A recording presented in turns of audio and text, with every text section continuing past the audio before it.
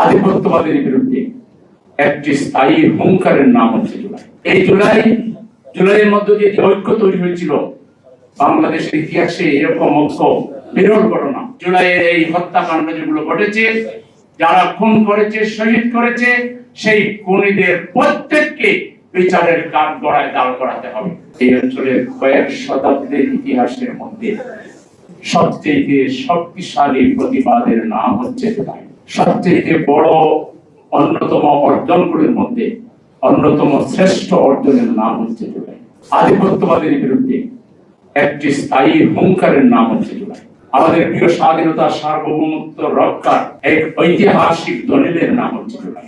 এই জুলাই একদিনে তৈরি হয়নি, দীর্ঘ আন্দোলন, সংগ্রাম এবং ত্যাগ তিতিক্ষার উপরে এই জুলাইয়ের চূড়ান্ত অধ্যায় রচিত হয়েছিল। ধর্ম, জাতি, ধর্ম, বর্ণ নির্বিশেষে একজন শিশু থেকে বৃদ্ধ পর্যন্ত, আবাল বৃদ্ধ বনিতা একটি ডাকে একযোগে জীবন দেওয়ার জন্য দাঁড়িয়ে যাওয়া, বুক চিতে বলা, গুলি করো, আমরা ভয় পাই না, এরকম ইতিহাসে খুব কমই আমরা দেখতে পাই। আজকে এই জাতির জন্য সবচেয়ে সম্ভাবনার একটি দিন এবং মাস হচ্ছে জুলাই।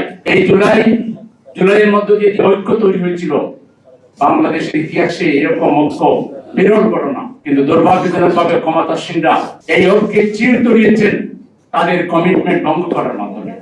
কথা ছিল, নির্বাচনের মাধ্যমে যারা নির্বাচিত হবেন তারা জাতীয় সংসদ সদস্য হিসেবে শপথ দিবেন, একই সাথে সংবিধান সংস্কার পরিষদের শপথ। ক্ষমতাসীনরা জাতির সাথে দেওয়া এই ওয়াদা ভঙ্গ করে তারা জুলাইয়ের ঐক্যে চির ধরিয়েছেন এবং এর জন্য আজীবন তাদেরকে জনতার আদালতে তাদেরকে দাঁড়াতে হবে, তাদেরকে দিতে হবে।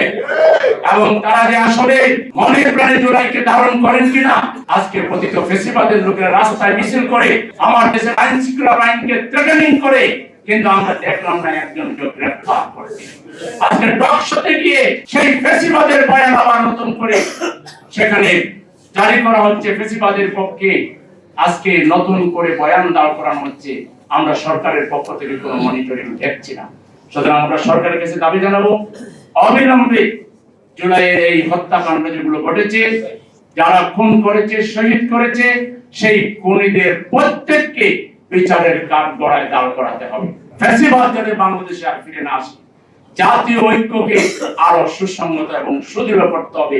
জাতীয় ঐক্য বিরোধী যে কোনো বক্তব্য, যে কোনো আচার আচরণ থেকে সংশ্লিষ্ট সকলকে বিরত থাকতে হবে। যার যা দায়িত্ব, সেই দায়িত্বের বাইরে গিয়ে ওভার এক্সারসাইজ করে জাতির মধ্যে বিভাজন তৈরি করার কাজ যারা করবে, তারা গণদুশমনে পরিণত হবে।